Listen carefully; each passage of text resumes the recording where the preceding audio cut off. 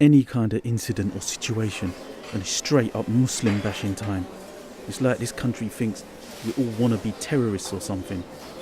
I know it can feel like that, but not all people feel that way. Look, imagine the situation with people who went to Syria, and now a lot of them want to come back or have come back. Is this issue an easy one to deal with? That's just it. I get it now. When they used to say you're guilty if travelling whilst being Muslim. Farhan, why do you intentionally twist my words and the context I'm using them in? My point was that some people made the choice to go.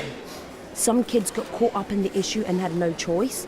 Some of them were even fooled into thinking they were going to live some perfect life or something. Yeah, but you see, because they are all Muslim, they get labelled as terrorists. And too many so-called soft Muslims don't even challenge this blatant discrimination. Actually, it's more complicated than that. We have to be careful of people who want to come back, as we don't know what they believe or have done out there. Children who have suffered will need protecting and help too. I would want to know these people were being dealt with in a way that keeps them safe and keeps us safe in our country. Do I have to be a soft Muslim, as you say, to feel like that? Surely it's just common sense. Sounds to me like you work for the feds. Okay, let me get this straight. You don't want them to label us all as wannabe terrorists, and you don't believe that we are treated justly or fairly. However, you yourself are happy to suggest everyone is racist because it allowed you to justify your anger in that way. You can take the moral high ground or something. Answer this.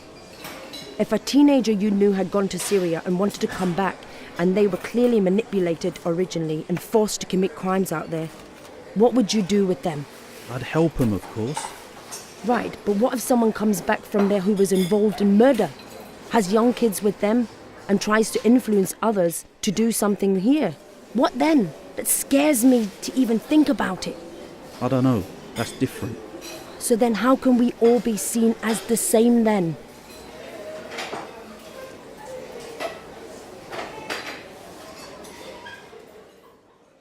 That's my point exactly. What I'm trying to say is, I'd like to hear how you feel as a Muslim female with this constant attention and fearmongering. So, there are days when you can be made to feel like you're the worst thing on the planet. Like you alone are responsible for what others have done. Like you have to apologize for it. When I am at work on the weekends, I know my colleagues feel uneasy after an incident. Sometimes I'm so scared to walk home because I think someone's just gonna walk up to me and attack me because I'm Muslim or look Muslim. It's like no one wants to open up this can of worms. And then, just because I happen to try and think through things with an open mind and show people compassion, I'm somehow some kind of sellout. It's deep, so deep. I don't know what to say. I know that as a non-Muslim, I find it hard to bring up the subject because people think I'm being discriminatory or anti-Islam. It's like wanting to talk about it makes you some kind of enemy. I don't understand how we will be able to challenge hatred and extremism if we don't want to talk about the issues that help create it. It's like everyone is only as concerned about it up to the point where it affects them. What they don't realize is that slowly they are developing attitudes that only further divide us as a society, no? That's why I've got love for you, Zoe. You get it without having to give in to your own fear or insecurity. People don't talk no more. If they do, they just want to force their point on others. They don't want to understand the other, they just want someone to blame. I think people should find a way to speak to each other, even if it's via WhatsApp or something, as not everyone has a Zoe in their life.